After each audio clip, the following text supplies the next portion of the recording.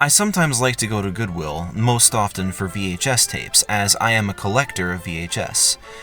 And as I've said before, Goodwill has been one of the best places for VHS because almost every tape they sell is just 99 cents. Good luck trying to find any VHS tape on eBay for that price. It doesn't matter if the tape in question is a dime a dozen Walt Disney tape, a rarity like a pre-1985 Warner Home Video release, or an obscure find like something from Paragon Video Productions or, God forbid, Happy Face Home Video. If it's VHS, chances are you can find it at Goodwill for just under $1. At one point they even sold VCRs, but those days are long gone. Now it's just VHS tapes. Or is it? I said Goodwill has been one of the best places for VHS because it seems that VHS may well be on its way out as far as Goodwill is concerned. I used to be able to find tapes in Goodwills all the time, but now I often go into Goodwill and find only DVDs and Blu-rays. Nothing against DVD, you can still find some interesting stuff in a Goodwill DVD section, but it's just not the same. So I've begun to wonder, is VHS at Goodwill really dying out? If so, then it's a tragedy for VHS collectors nationwide, especially those who are just getting started and don't have a ton of money to spare. This is obviously a serious matter for the VHS community, so I decided to take matters into my own hands. That's right, people. This video is going to be different from everything else I've ever made for Medora Entertainment because for this video, I didn't just do research on the internet or in articles. I went and conducted some actual on-the-ground research. I went to 10 Goodwill locations in the Atlanta area to see if my fears are right and VHS is disappearing from Goodwill. For good. Pun intended. This is one of the videos I have put the most effort into, in no small part because I had to travel all around to these different locations. No video I've made before required me to do traveling. I hope you all enjoy, and maybe, if you all do, I'll make more videos where I do some investigation like this. But now, let me show you what I found and answer the question. Is VHS disappearing from Goodwill?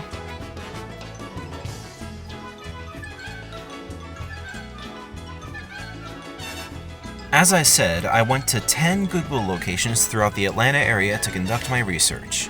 For a variety of different reasons, I won't go into specifics of exactly which locations I went to. Also, I realized that perhaps 10 stores may not have been as good of a sample size as I could have had. Maybe it would have been better if I went to 15 stores or 20. But 10 was all I could manage with my busy school and work schedule, and I think it's not a terrible number. I also realized that Goodwill stores in Atlanta might not be 100% representative of Goodwills across the US, though there will obviously be some overlap from region to region.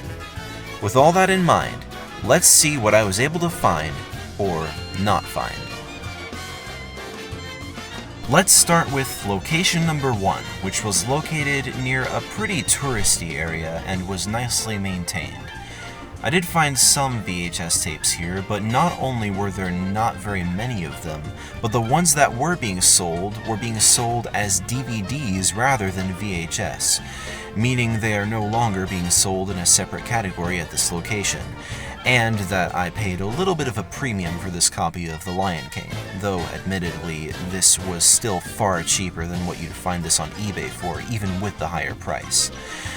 And yes, I did try to buy at least one tape from every Goodwill that had a VHS section. Probably not a smart choice as I'm running out of room in my collection, but whatever. Location number 2 was located in an area that was far more run down, and that included the store itself, not to mention it was smaller. However, they had a lot more VHS than the previous one did, and they were still being sold as VHS rather than DVD. And so I was able to pick up this copy of South Pacific for just 99 cents. Also, interestingly, they had what appeared to be an old film projector. I was tempted to pick it up, but I'm not into that kind of tape. Maybe someday. Anyway, next was location number 3, which was in a better maintained area than the previous one, though it didn't look as impressive on the outside. The inside, however, was better maintained. Unfortunately, this was also the first location where not a single tape was to be found, only DVDs and Blu-rays. So, first casualty. After that disappointment, I went to location number 4, which I didn't have high hopes for, as not only was it in a far nicer area than locations number 1 and 3, but the store was far bigger than the others. Going in, I thought that they would either have no VHS at all, or that they would have only a small selection being sold as DVDs like at location number 1.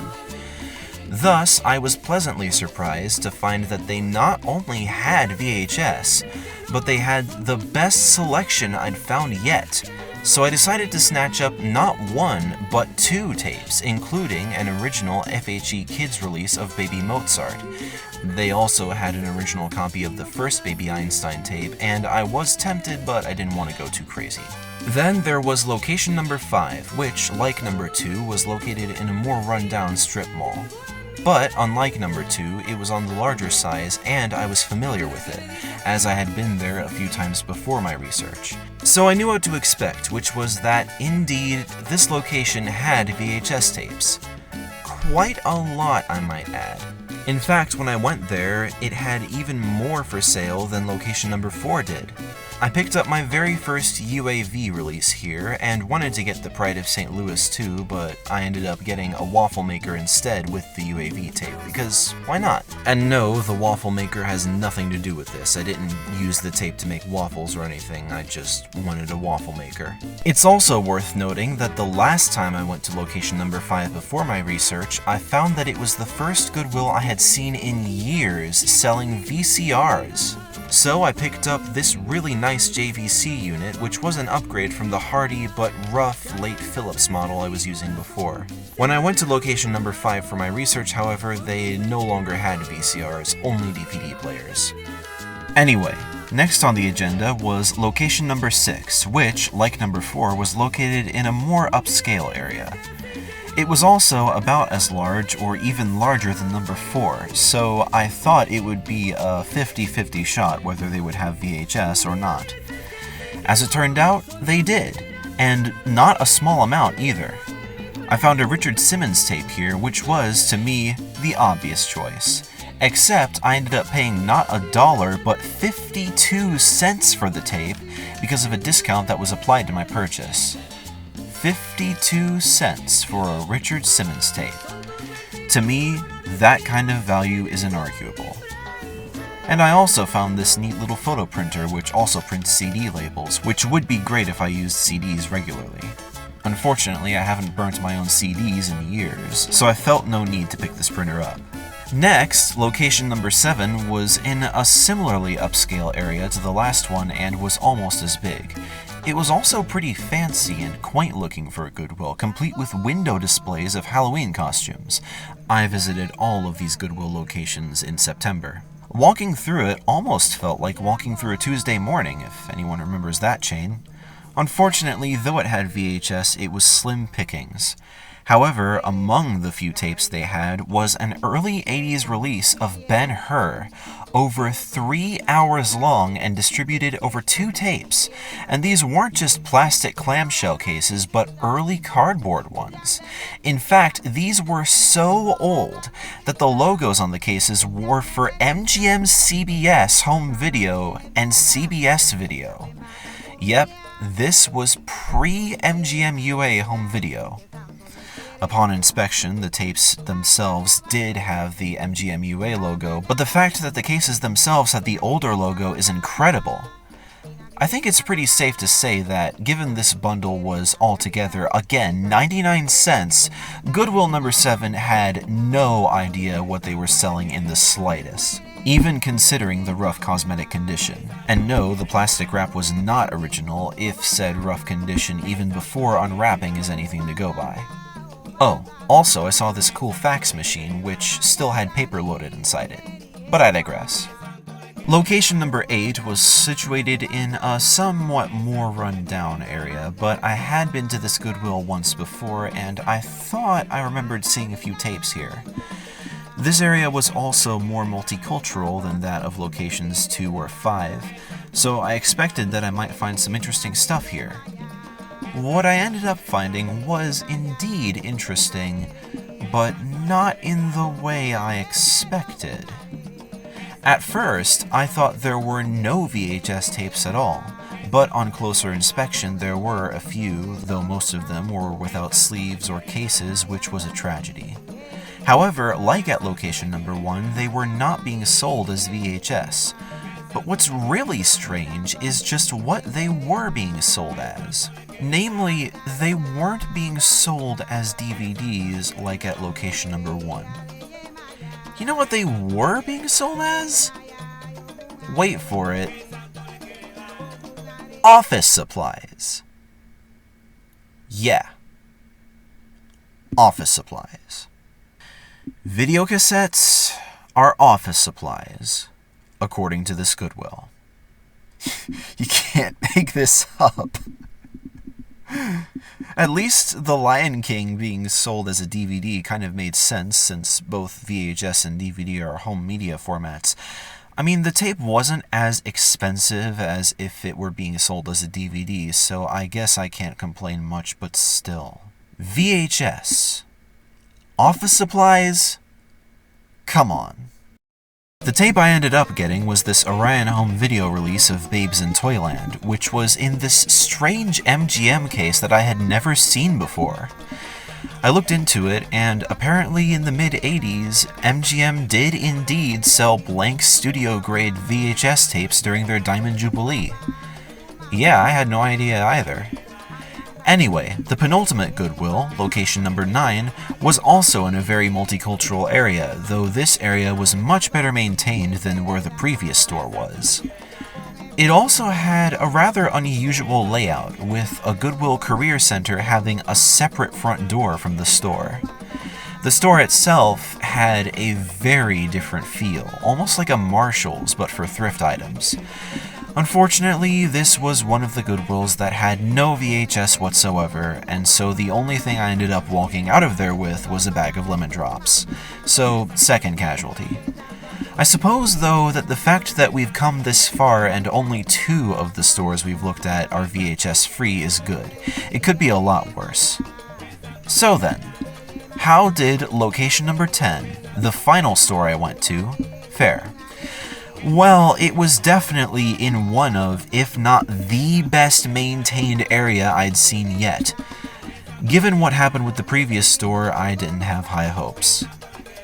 Sure enough, I saw that there were no VHS tapes, only DVDs. In fact, they had so many DVDs that they had big bins of them alongside the usual displays.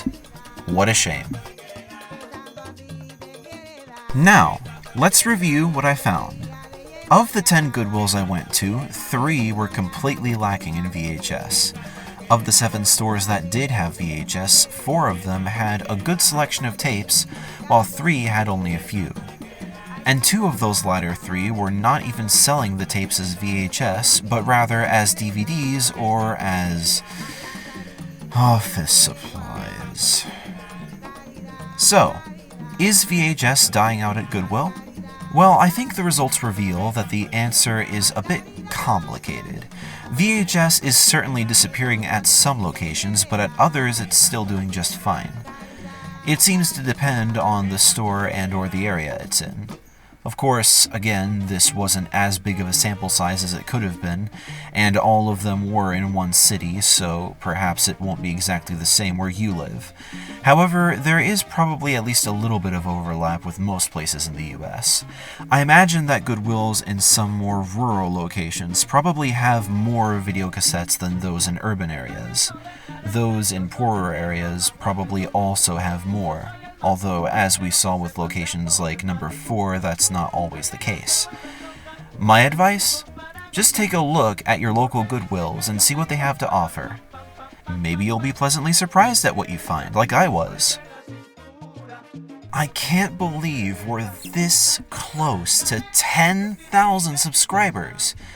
It seems like only last week that we hit 5,000. Crazy. But as always, I have all of you to thank for that.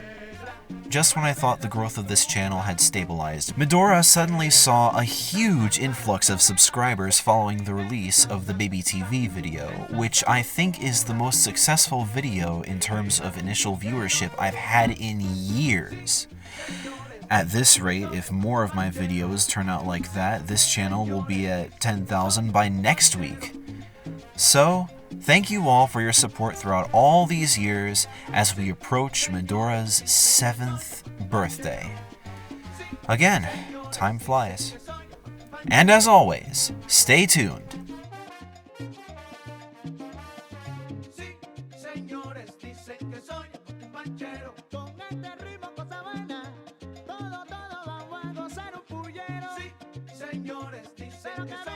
ranchero.